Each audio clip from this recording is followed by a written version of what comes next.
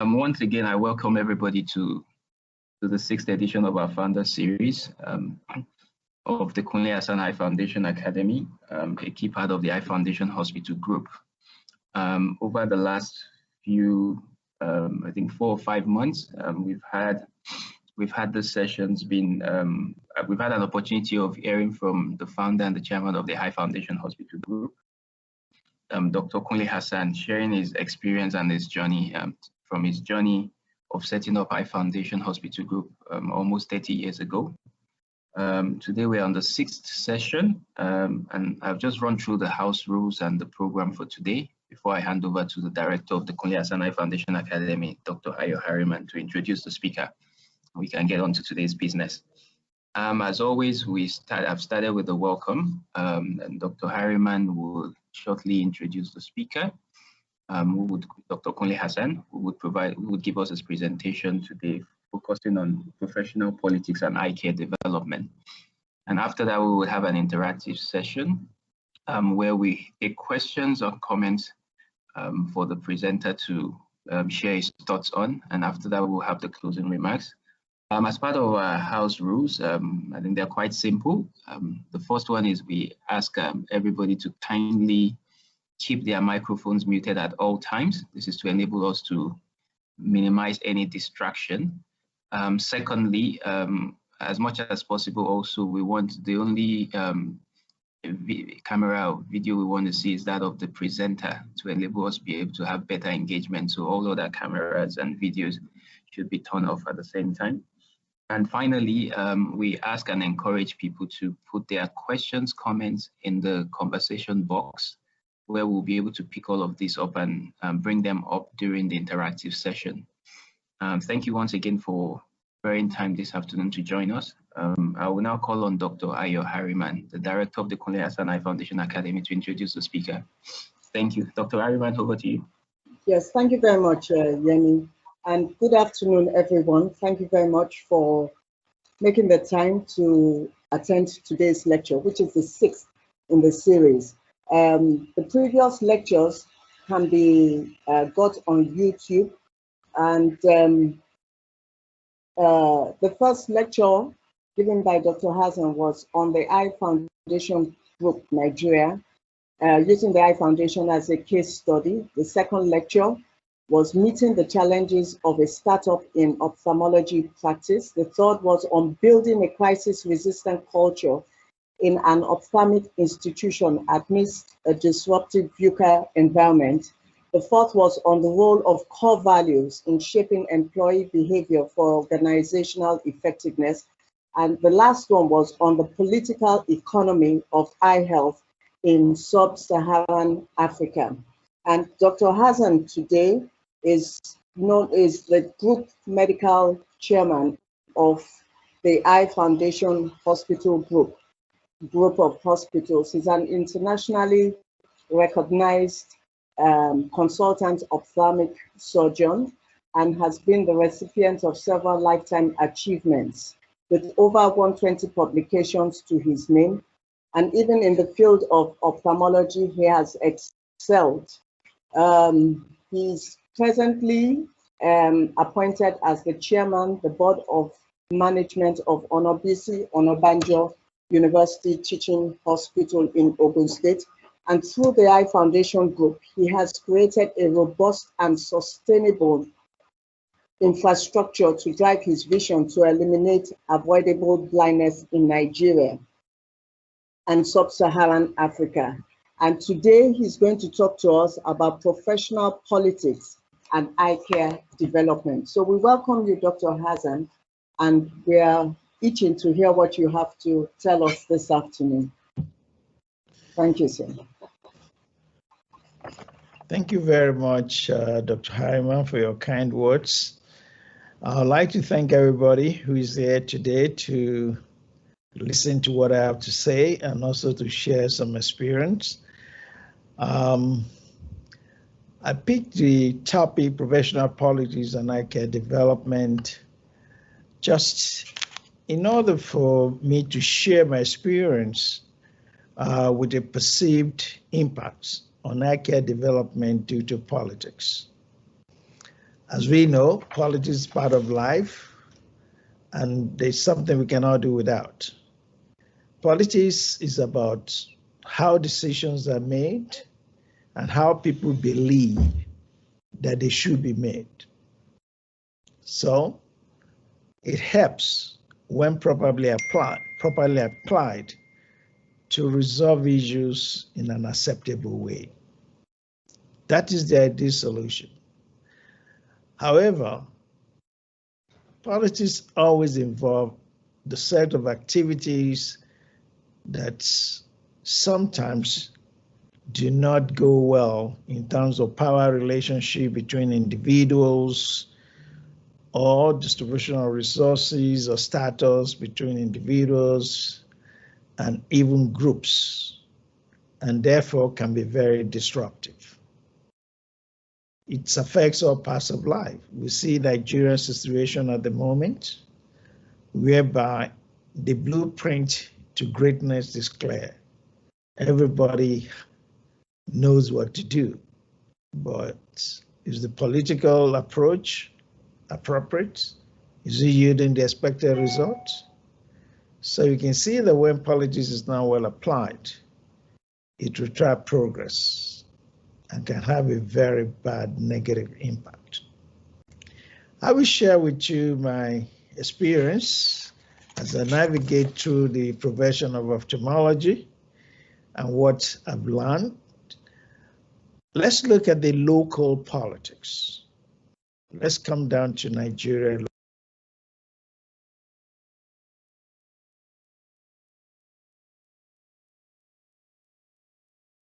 Sir, I think you are muted, sir. And check, yeah, somehow. Thank you, Mr. Ganesh. Thank you. Let's look at the local environment. There are three key players here. The Ophthalmological Society of Nigeria, which represents the ophthalmologist, the Optometry Association of Nigeria, representing the optometrists and some of the opticians, and also the Ophthalmic Nurses Association of Nigeria. These three groups are supposed to work in harmony, with the ophthalmologists providing the expected leadership for the teamwork. However, this is not the real story. There's a huge gap between the relationship between optometrists, ophthalmologists, and even the ophthalmic nurses. Everybody's jogging for superiority, whereas that shouldn't be the case. We've had good example in South Africa, where the South Africa Ophthalmic Association embraces all of them, the optometrists, the different allied medical ophthalmic practitioners. They usually meet under one umbrella, and each of them play their role as a team player. And the impact is very robust and created harmony within the system. The COECSEN, the East African, they're working towards that goal. In West Africa, I don't think we're close to it at all. And this can be traced back to the national politics, right away from the government, prevention of blindness, and all the ramification of instruments or resources available in order to achieve a common goal under teamwork. The Ophthalmological Society of Nigeria is a robust society. However, it's not really, in my own view, play up to the expectation. The society should have grown to a level whereby we'll be looking towards having a college of ophthalmologists. I remember back in the about 10, 15, more than that, 15 years or more ago, we hosted the first Kenyan ophthalmology, sponsored them to our OSN meeting, interact with their leadership, and through our influence, they were able to start the Kenya Ophthalmological Society. From there, due to collaboration and ability to tolerate and integrate their vision, today that society has evolved into a regional group called the COEXA, the College of East Africa and part of South Africa Ophthalmologists.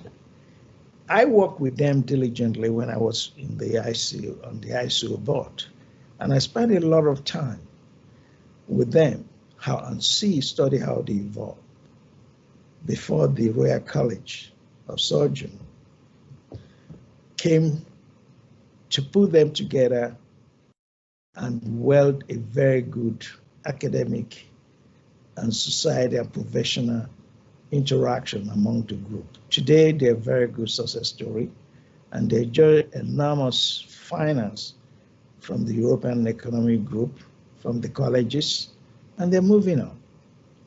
However, in Nigeria, we are still at a rudimentary stage where we were. We've not developed a vision. And one of the key things I think contributed to the success of East Africa is that those who led that society, the group of Henry and Dan Kiage and a host of all the ladies who were there, saw the vision in investing in the younger generation through their young ophthalmology group. And through that, people like Matende came up, Siku came up, and today they were sitting at the back and nurturing those groups. And they look at what they've achieved and they put a smile on their face. Because they were ready to let go. They were ready to let the younger ones make their mistake, but be there to protect them. They were able to move to a higher level of strategic thinking and achievement. I think that's what we lack in the Ophthalmological Society of Nigeria.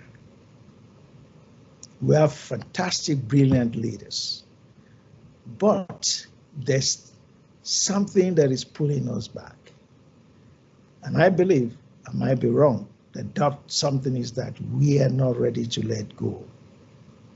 The older generation are not ready to let the younger generation take the mantle of leadership, make their mistakes, and evolve, because they're more creative.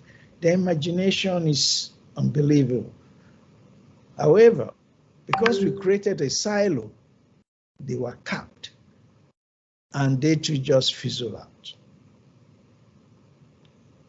My personal advice is that we should take these younger people seriously. As we're going to the Ilorin conference this year, I don't know when the leadership is going to change, but the leadership at the moment, Dr. Obadi Ogundikpa is a very exposed and broad-minded guy, should look within and encourage serious-minded, dedicated, and visionary younger generation to evolve. That they will be able to move forward and bridge the gap between us as ophthalmologists and the optometrists and the other allied ophthalmic workers like the nurses. If we allow that, and if we see the strength in them, not the weaknesses, not the competition, our professional skills are well defined. There's no place for unnecessary competition. An ophthalmologist is an ophthalmologist. And if he's well trained and well specialized, he won't even have time for glasses and all these optical things. He will leave it to the optometrist. We have the refractive surgery going on, a huge new field that we as ophthalmology can provide the leadership. So let's simplify things. Let's see a larger vision that can create a team that will move things forward and be able to be cited as an example of the South African Ophthalmological Society and the COEXA. Another important thing is about the colleges. When we look at the National College, when we look at the West African College, the policies that have been going on and lack of collaboration and determination to have a very strong, united approach to training has really create a competition between the two. Why they should be thinking of harmonizing their curriculum, be thinking of reciprocity, that somebody who's passed the West African College do not have to do the Nigerian one and accept themselves if they have a curriculum that can bridge the gap. One, it reduces the stress and the financial strain on the young residents. And also, it will encourage more people to come as do residency in ophthalmology. So whatever the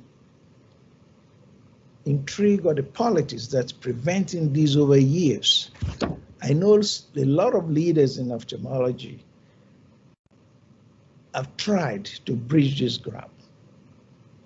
Dr. Fall has been a recurrent decimal in development of all these, try to unify both sides, but up to now, it's still a mirage.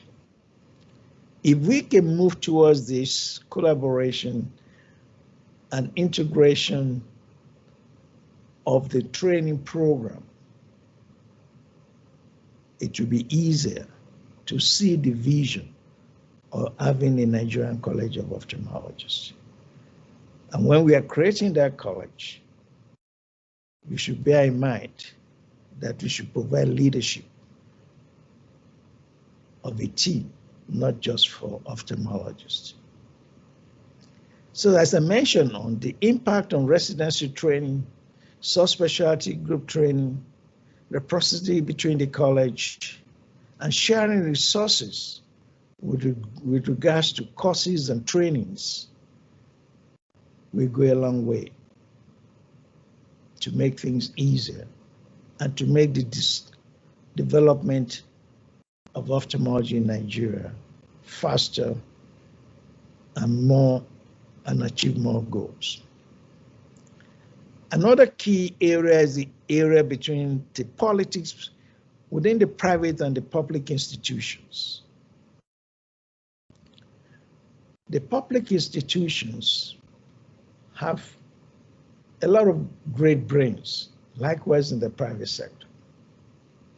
However, the gap between the public and the private is so much that it's like a competition, that we do not see the good in one another and harness that potential for the benefit of our patients.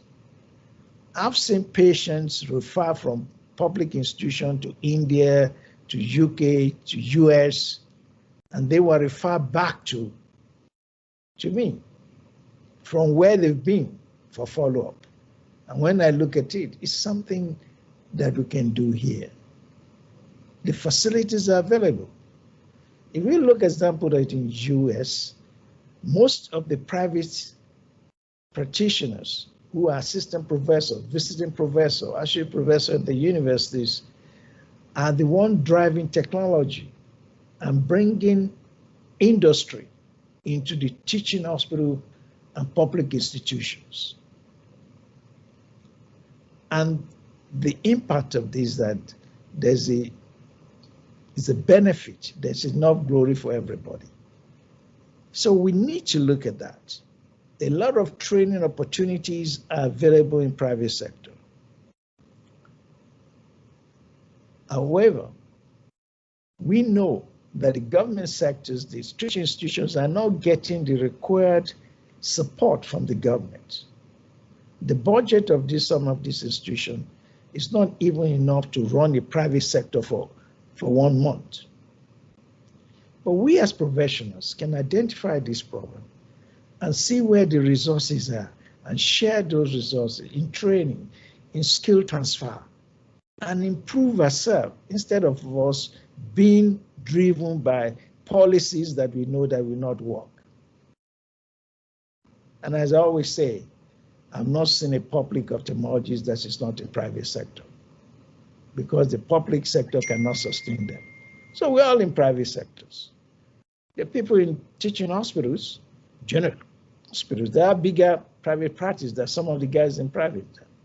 So why can we not put our resources together and work together and have a common vision? We don't have to be friends, to do business together. We just have to have a common goal. And that goal is a profession.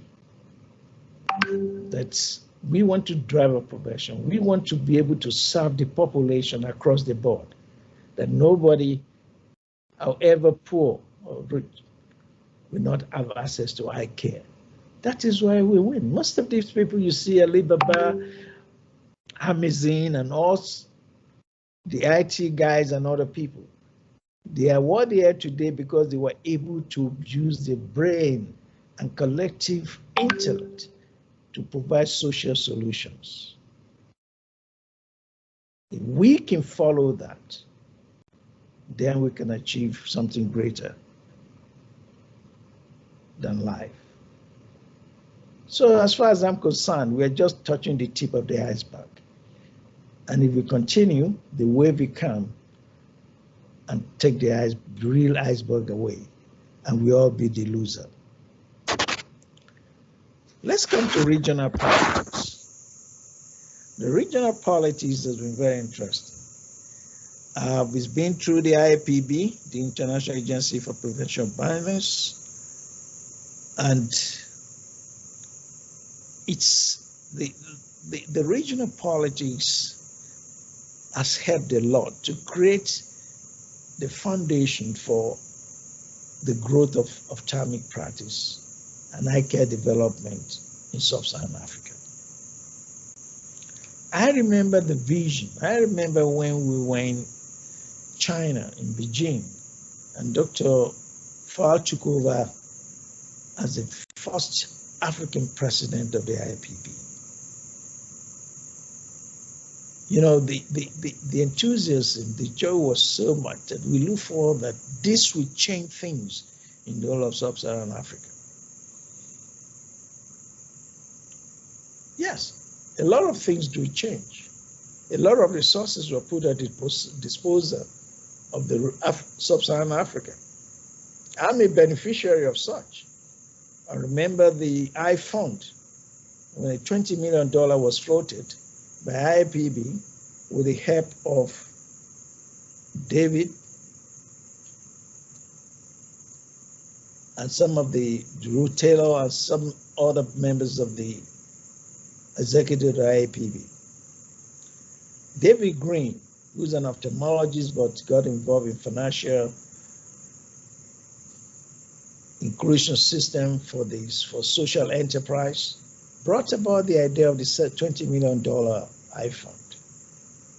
And when we look at it, the beneficiary of those Eye Fund there, which was a loan at 6%, and to be fully paid over 7 years, including myself, Dr. He in China, who established a big university and today is one of the top centers in Asia. Some in South Africa, some in India. So a lot of groups were empowered in order to scale up their practice with the belief that those funds, part of the fund, will be spent in establishing a social enterprise. And I'm grateful to God for that sort of initiative, because it's today what formed the basis of our creating a social enterprise in the Eye Foundation Group, whereby 40% of the fund that we loaned went to creating the Ijebu complex for training, and the private sector paid the loan. Despite all the hardship and political uncertainty in the country, we were able to fulfill our obligation and paid off that loan. In another country like China, Dr. He, when it was time for him to pay off his loan, his government gave him $20 million because of the work that he has done in order to pay the loan and continue. But in Nigeria, we were chased by collection of tax officers from IRS and FIRS. But that's fine, but we still survive against the all odds. So really, the IAPB tried their best at the regional level. I always appreciate Daniel Chiali. Daniel Chiali created the vision of having the leadership program in Sub-Saharan Africa. And that's what led, with the support of Bruce Spivey and some of the ISO leadership, Dr. Fall, Professor Biose, we were able to evolve to have the African Leadership Group.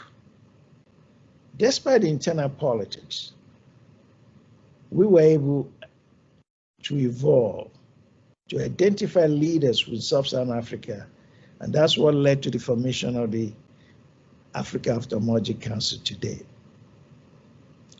The exposure of the IAPB, AAO, to international politics opened our eyes to the fact that the other regional organizations like MIACO, where we were, that represent Africa, though they were doing their best, but we too have to raise our head. We have to take the leadership ourselves. We understand our people. We have to, even if we have to stoop to conquer, we have to conquer. We have to be determined to take the future in our own hand. And that's what we were able to successfully do within the international politics, with the help of the ICO and those leaders that believe in Sub-Saharan Africa, to create the African Ophthalmology Council. A lot of society in Sub-Saharan Africa and a lot of leaders in the big organizations like OSN, COEXIA, South Africa, did not understand what it takes, what sacrifice it takes to create AOC. But we owe it to those leaders who we were able to stand on their shoulder, as I mentioned earlier, to create the AOC. Today, the AOC is there, individuals can join, and societies can join. The AOC gave to the African Vitreoretinal Society, that is doing great. They have had 2 conferences. They were in Ghana. They are planning to be in Kenya. And when you look at their webinars and the exchange on the WhatsApp platform, it's something we should all be proud of. In Nigeria, through this regional and international political involvements and mentoring, people like Marilyn Miller, with the support of our own leaders, because sometimes we don't realize the politics that goes behind.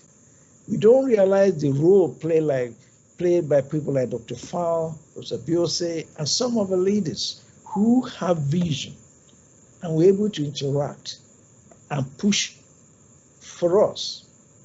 I witnessed one time when the ISO was coming to Nigeria, a lot of the board members then had no interest in West Africa. I witnessed the political maneuver and the commitment of Dr. Fall, Professor Biose, who were then at the leadership, what they did to bring ICO executive to Nigeria in 2009.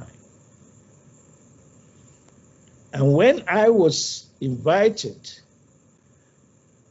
to be the advocacy for OSA for Nigeria, and from there I was invited to the board of ICO, my eyes were open to what it is, that we need a lot of self-determination, discipline in order to move on.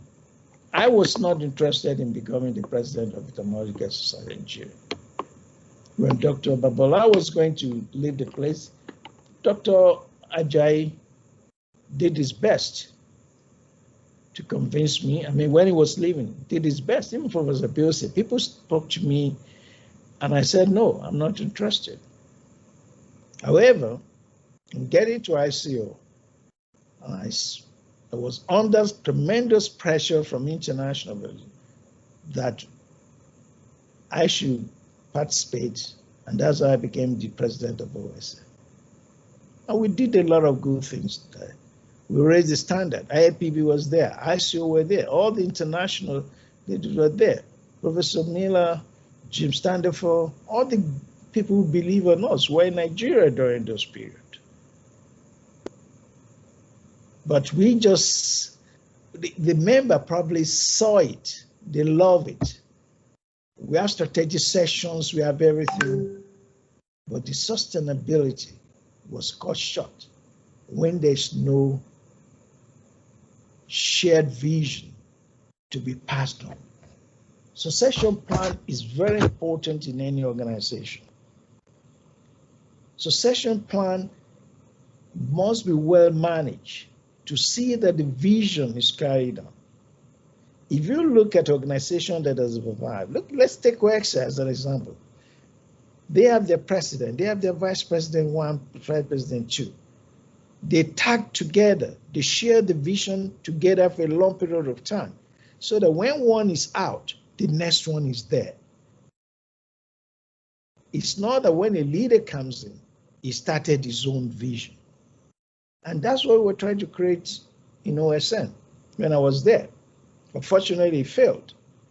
And I've learned not to dissipate my energy in areas where I know will not add values. And that's why I withdrew. We've got to go back and recalibrate and look at how we can take advantage of the present situation to create a new succession plan that will drive the profession to greater heights. We have many giants within the system. Dr. Popola in the Lawrence, she's doing very well. I remember her beginning introduction to Dr. Mary Miller and how she has developed a robust program for pediatrics and ROP. Dr. Nokoya groups are there. Dr. Guru and all these, the glaucoma group has been very successful. They as subspecialists have been very successful. There've been collaboration between them and US, the training for introducing valves, implant into the country. All these are very important. But they need to have a common focus. They need to have a binding force that will make them relevant. And to borrow from one of my mentors, Dr. Fawcett, as long as the goal is get done, who gets the glory doesn't matter. And if your ambition in life is to be successful, when you make a name and you carried a lot of people around with you and invest in them, you are not likely to go down fast. As you get older, as all of us will do, you'll be relevant throughout your life. Let us take a back seat within each of the subspecialties and within the West African and the Nigerian Ophthalmological Society. Come together, understudy the East African College. We're all friends, you can call them. And we are lucky to still have living some of the giants that we stood on their shoulder. We can call them back. We have people, Dr. Fall is there, Kiari is in IAPB, a lot of people, Okongo, others, that AOC, let us not look at divisions. Let's come together, learn from one another, and try to play a political game that will give us the credibility and the future that we ought to hand over to the younger generation. If we look at the NGOs have done well. They continue to do well. They continue to train. A lot of our leaders in Sub-Saharan Africa must be beneficiary of the NGOs. There's a role for them. But the NGOs look into these deficiencies in the system and build a business case for it. The business case of NGOs depends on the deficiency in the system. Who should understand those deficiencies better, both locally and regionally? We ophthalmologists. But sometimes we have a chip over our shoulder that internal politics prevent us from seeing beyond their nose. The moment the NGO can see a platform that is real, they can work with, then prevention of blindness will metamorphose away from prevention of blindness to a new name that brings us about that level of Vision 2020. Nobody can do it. We have to do it. We have to create the ecosystem that is robust and inclusive. To do that, and looking for support from regional and international levels, we ourselves must be prepared to invest in ourselves. We must be prepared not to build individuals, but to build institutions. And that calls for leadership. What's all these personally, politics, professional politics, and eye care development have in common is the right leadership. A leadership that will play the right politics, a leadership that is inclusive, a leadership that will invest in the younger generation, a leadership that will see the good in others, other institutions, other organizations, and harness those potential to move forward. An inspirational leadership, a meta leadership that look at things in a robust way that goes beyond their imagination and use all the resources available in the interest of providing excellent service for the population,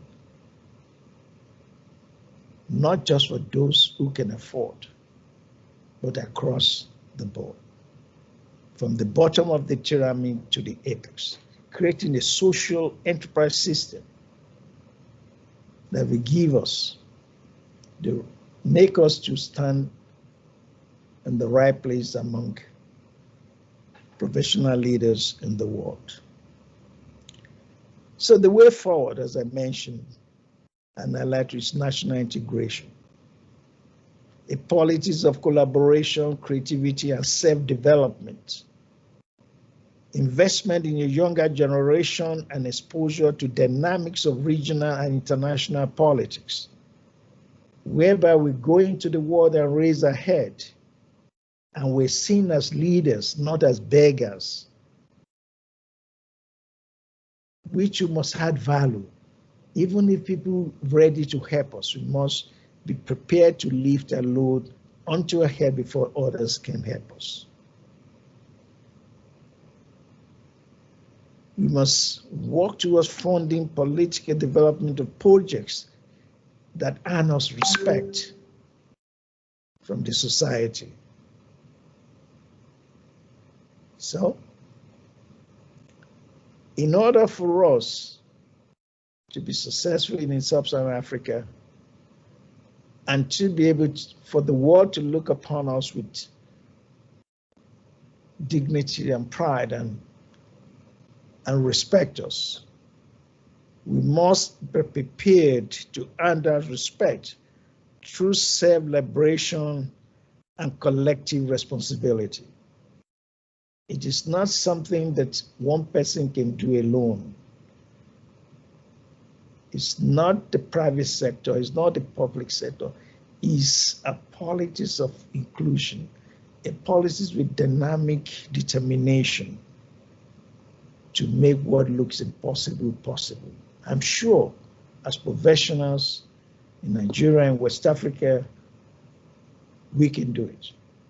Only we have to do is to address ourselves. Only we have to do is not to think of reinventing the wheel, but be humble enough to reach out across Sub-Saharan Africa, East Africa, South Africa, and embrace the vision of those who are before us, and some of them who are still living, and ask them where we've gone wrong. Sometimes we want to run before we crawl. Let us have a common goal. Let's use the resources, that intellectual capacity and influence, international influence of those that are still with us while they are with us. And let us repent and go back with a pen and pencil ready to learn. If we do that, the future is bright. Then the benefits and the dividends of the right politics in developing eye care will show us as professionals of pride and dignity and vision. This is my prayer. And thank you all for listening to me.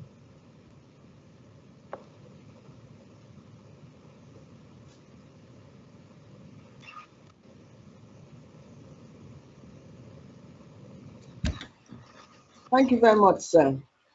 Thank you for helping us to look inwards and to think outwards. Please, I also welcome all our guests from all over the world, including the UK. Please, if you have any questions, you can post them in the chat box, or you can show by raising your hand, but preferably in the chat box. Thank you very much. I'll ask the first question to get the ball rolling. One of the things you said, sir, was that we should be ready to let go. Those that are older in the profession should be ready to let go and allow the younger ones to, well, we'll have to mentor them. We have to allow them to do something and to make their mistakes. But what preparation do we have to do, if I can put it that way, to let go? Because letting go is not easy. Right, thank you for that question. Letting go is easy if you have an exit strategy. When we think we cannot let go, it's because we've seen ourselves as the ultimate. We think everything around us will evolve around us, not knowing that there's nothing that lasts forever. Life is transient. Even if we are the best, I've seen very highly professional intellectuals who passed on before the peak of their career. But their name continued because as part of their exit strategy, they invest in people and bring the younger ones up. I'll tell you a good example. If you look at University of Ibadan, in the days of the late neurologist, they were just keeping out, the husband of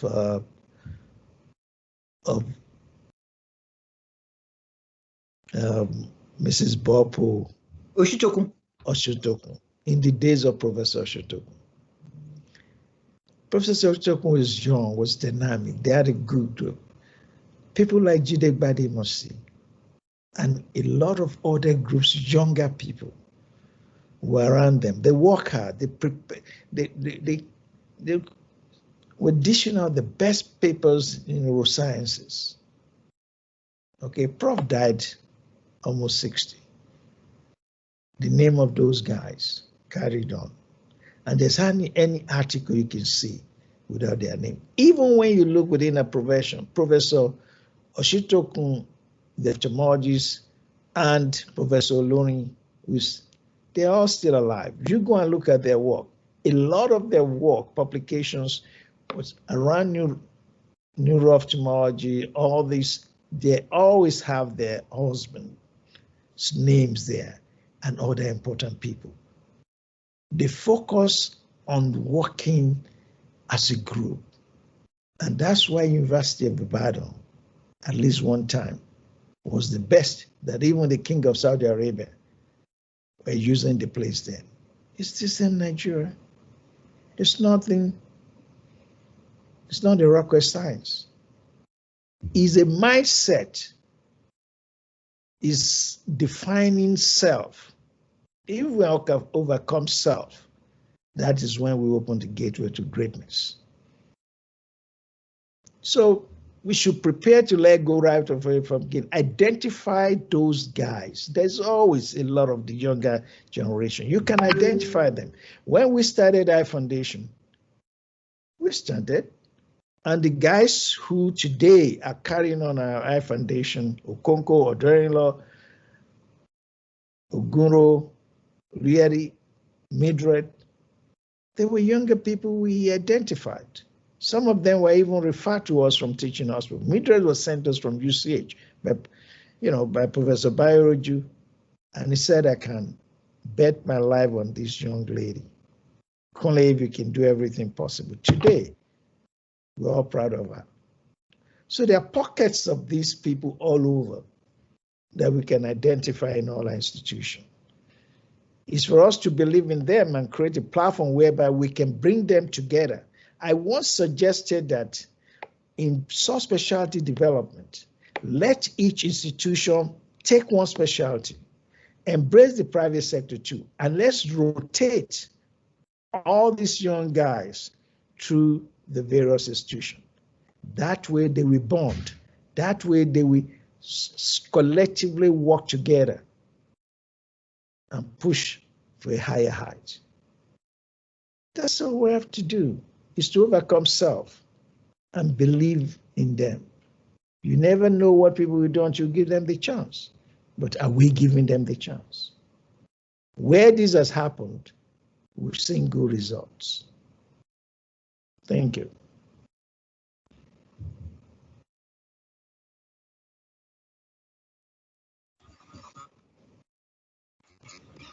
Thank you very much, sir.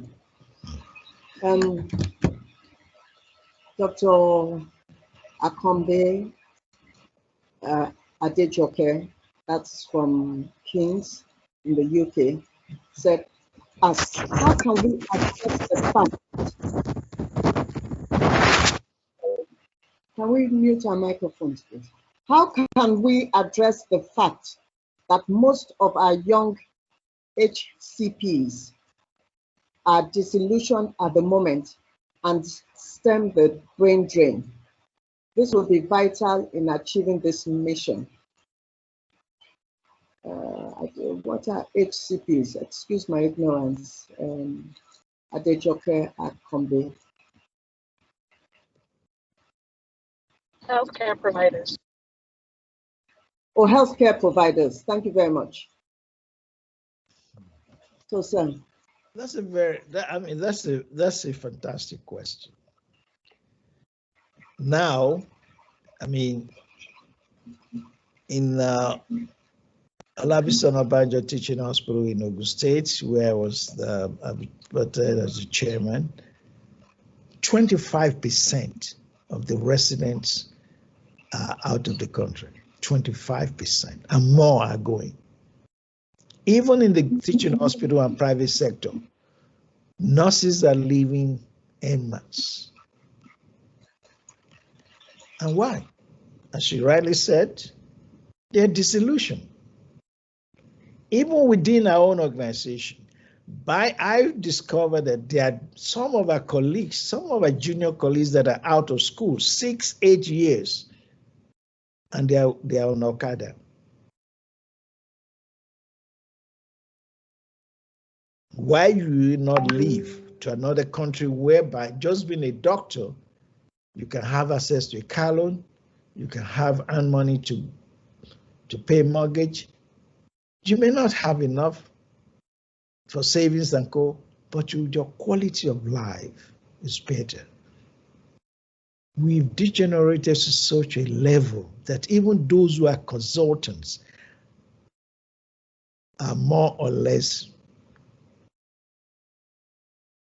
resolve themselves to the present situation that their children would never want to be good doctors. It is because we gave in. We refuse to believe in ourselves. We refuse to see that we're among the best brains. Most of the health workers are among the best brains. But because we failed to defend that position, because we failed to raise our head and fight for what is right, we were compromised. When the leadership of a group is compromised, then the followership is being disarray. That is what is going on with us. I do experience that where we are in a teaching hospital. But we face it squarely and we're addressing it. We've talked to the government. You can't expect magic when these people are not provided for, when salaries are not paid. How do you want them to survive?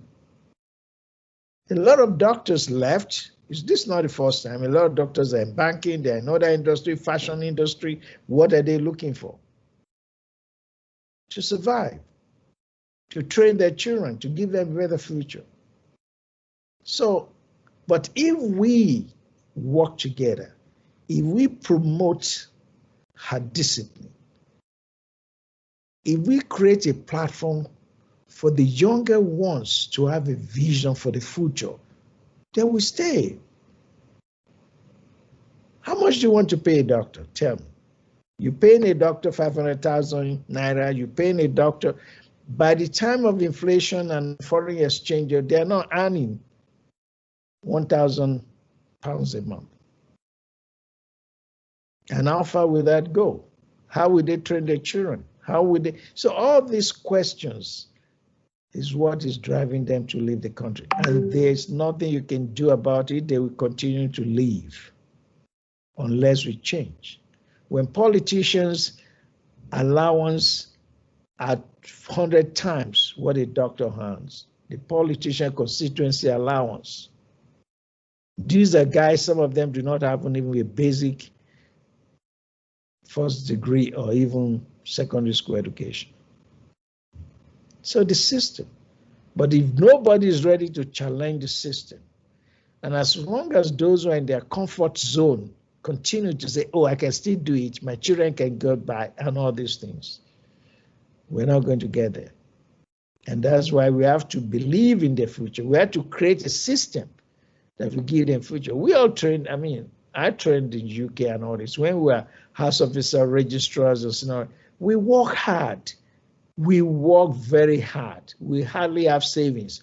But our eyes on the Father, the day we become a consultant, wow, the door is open. We can work hard and earn, and we learn to build a good name first so that the money will follow us. So is it? It's not their fault.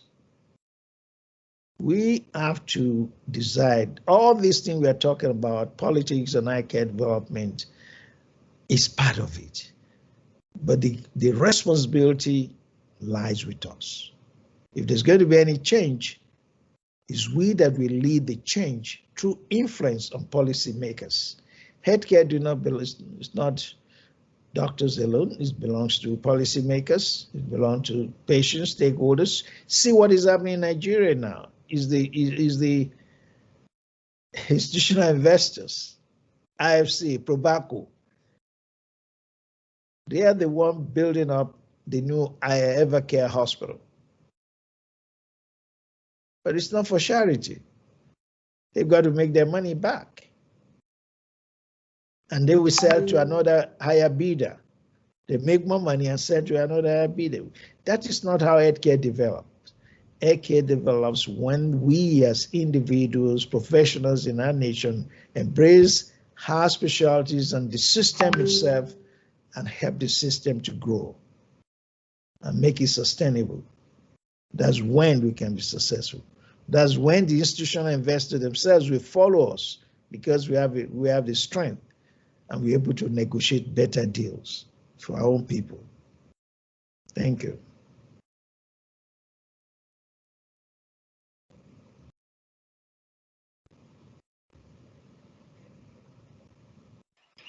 Thank you very much, sir.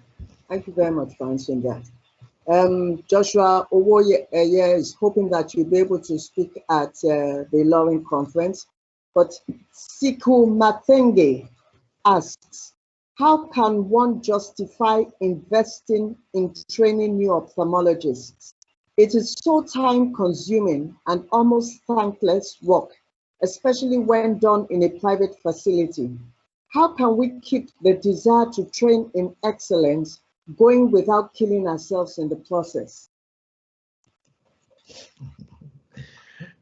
Well, that's a very good question from Siku. Siku has been a fantastic lady. She's been able to combine motherhood, professionalism, politics, and she's still alive. She's still alive. Siku, I believe you've really passed through about 50% of what is necessary. As far as training in the private sector is involved, we've done it successfully in Eye Foundation. And it's not because of me, it's because of people who believe in that vision, both locally and internationally. When we started, I'm grateful for people like Professor Buki Oshitelu, who dared to stand alone with us and help us through the teaching stage. I'm grateful to those of my colleagues that I work with in UK and Glasgow, Professor Tambari, Professor Wallace Folds, and some of our colleagues in US who helped me through creation of international faculty to do a back-to-back training and on-hand skill for those residents that we had then. There were 8 of them when we started. And it wasn't easy, but the goal was not to make profit. The goal was to put everything in the success of that organization. I remember when I came back to Nigeria, despite the fact that I was a consultant in UK, I was a senior consultant in Saudi Arabia, I, done a lot of good things. For the first 7 to 10 years, I had no car.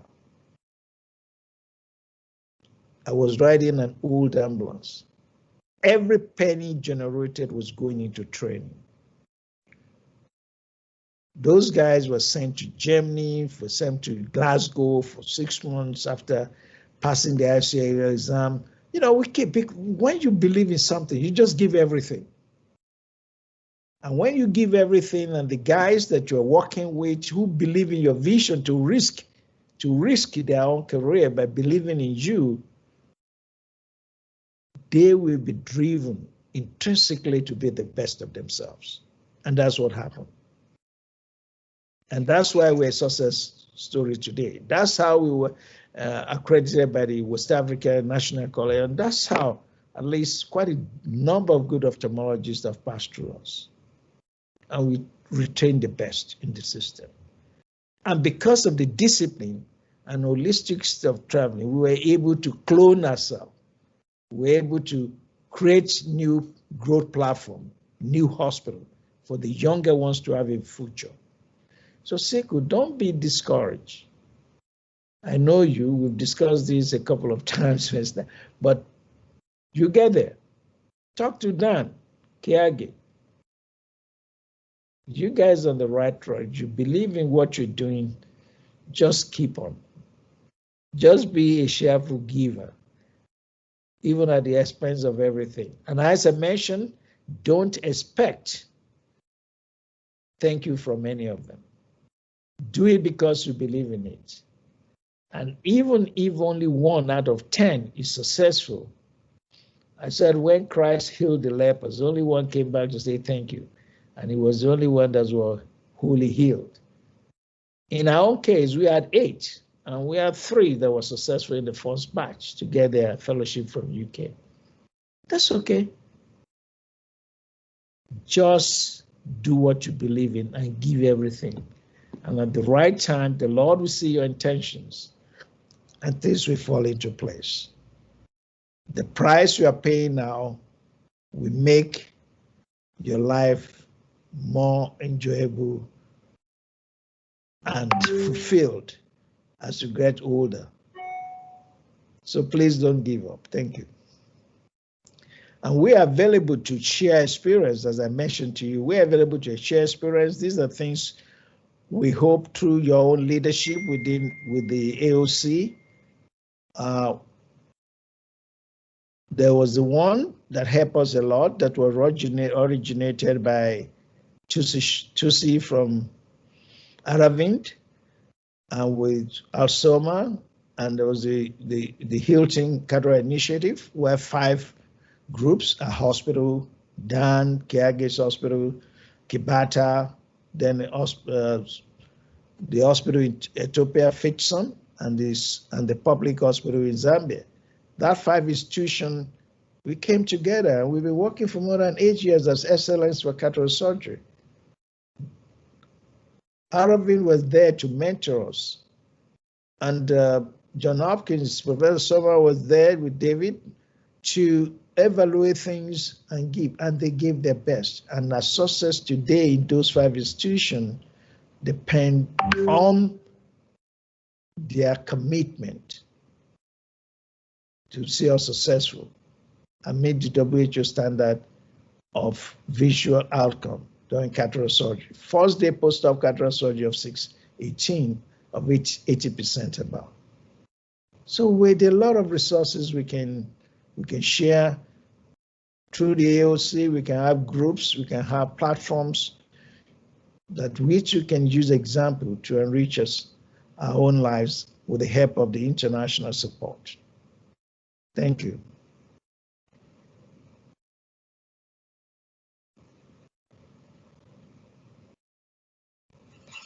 Thank you very much, sir. Thank you for answering that.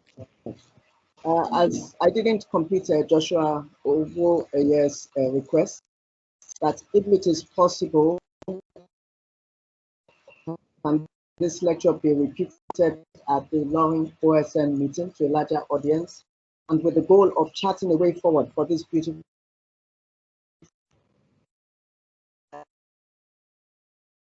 we have resulted in the way we are now, and we thank you immensely for this lecture.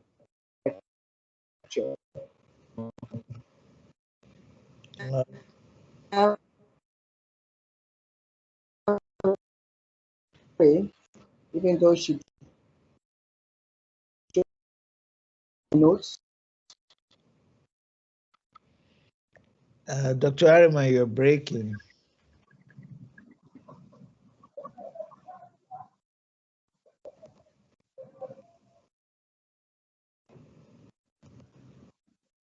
Dr. Arima, we can't hear you.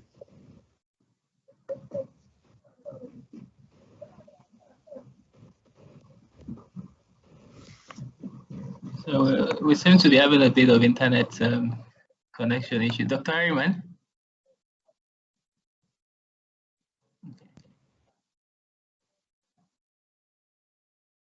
So I'll just pick up from where she left, I think, just to take on some of the other comments or questions that we see here.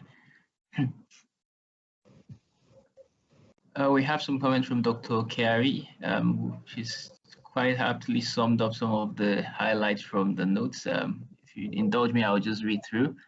She said our keynotes from the presentation has been that that we need to be empowered to scale up through social enterprise. Multiple and inconsistent taxation with hidden charges upset growth in Nigeria. The African Leadership Group have been a precursor to AOC. There were key leaders of vision, including Dr. Hannah Fowle, Adenike Abiose, and she recognized all the political maneuvers they did for the development of ICARE. Self-determination and discipline takes us forward. Succession plan is very, very important. And there are quite a number of ophthalmology leaders who have committed and contributed to the advancement of ICARE in Nigeria. We stand on the shoulders of those our giants. Mentoring and receiving mentorship is very important for growth. And so specialty groups need to have a concerted effort for advancement. Thank you so much, Dr. Kyari, for that. Akongwe Adejoke also mentioned that sustenance is key indeed. And then just a comment also from Dr. Kyari about such a great opportunity having Dr. Kunle Hassan bearing it all out step by step, like an open book, transparency, accountability, responsibility in thought, in communication, and in action. I'm pleased to have him as a mentor and teacher. Thank you so much, Dr. Kyari. We'll take more questions if there are any or other comments from anybody, please. You can just drop your chats or comments in the message in the chat box.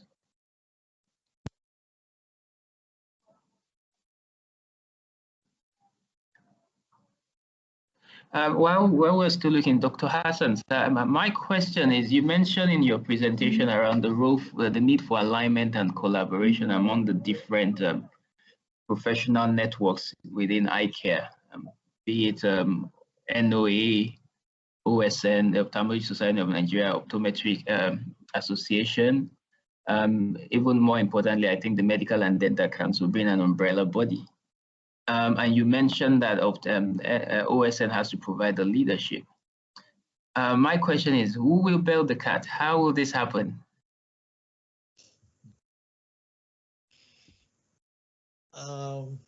Thank you, Yemi. Well, the ophthalmologists have to build it.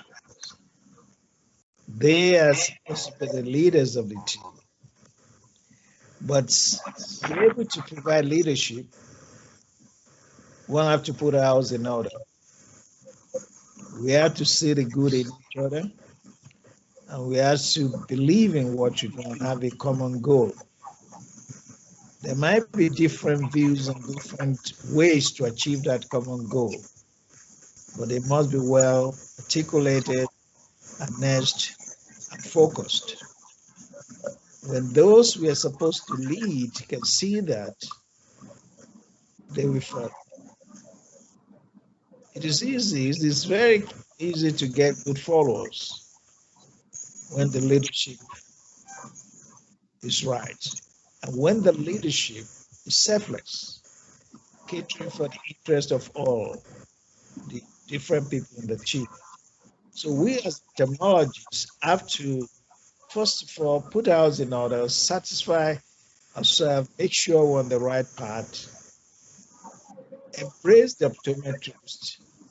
In our setup, we don't see any friction with the optometrists and all this. They're professionals, they do what they want to do. We also do what we do.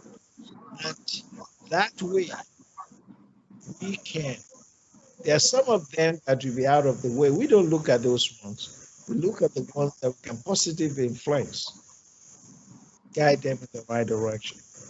The ophthalmic nurses work with us, but we must create also a pathway that we recognize the contribution and the desire and for excellence.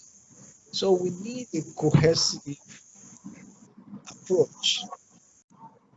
And I'm sure there are people within the OSN who can deliver. Give them the chance to do it. Thank you. Thank you very much, sir. Dr. Harriman, are you back?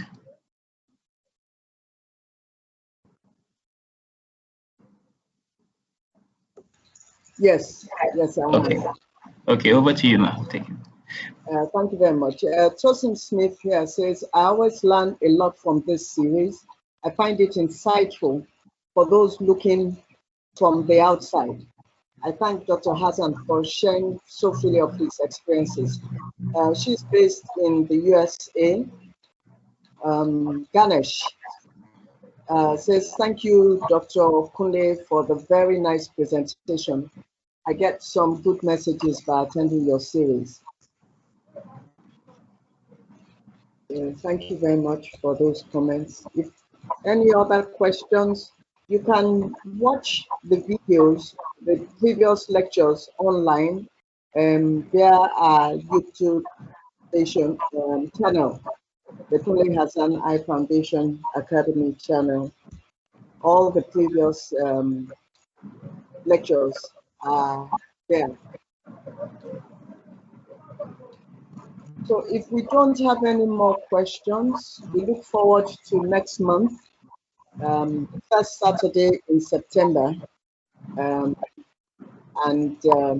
you very much, sir. Thank you very, very much. Thank you very much, everyone, for attending, and enjoy the rest of the weekend.